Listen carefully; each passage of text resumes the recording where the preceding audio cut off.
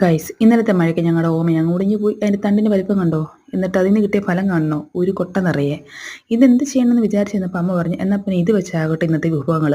ആദ്യം അമ്മ അതെടുത്ത് കറി വെക്കാൻ വേണ്ടി കുറച്ചെടുത്ത് ഉപ്പും മഞ്ഞൾപ്പൊടിയും ചേർത്ത് കുക്കറിൽ വേവിച്ച് വെച്ചു. ശേഷം കുറച്ച് വെളുത്തുള്ളി, ചുവന്നുള്ളി, തേങ്ങ, ജീരകം, വെള്ളം ഇവ നന്നായിട്ട് അരച്ചെടുത്തു.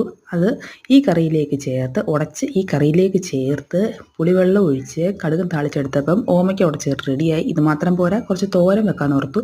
എനിക്ക് ഏറ്റവും ഇഷ്ടമാണ് ഓമയ്ക്ക തോരൻ. പയറിടാതെ സാധാ തോരൻ വെച്ചു. അതിന് ഈ പറഞ്ഞ പോലെ ആവശ്യത്തിനുള്ള അരപ്പ്, കാന്താരി ചേർത്ത് ധാരാളം കറിവേപ്പിലയൊക്കെ ചേർത്ത് അടുപ്പത്ത് തോരനെ റെഡിയാക്കാമെന്ന് വിചാരിച്ചു. മക്കൾക്കൊക്കെ കൊടുക്കാമല്ലോ. നല്ല ഫൈബറുള്ളതാണ്, വയറിനൊക്കെ നല്ലതാണ്.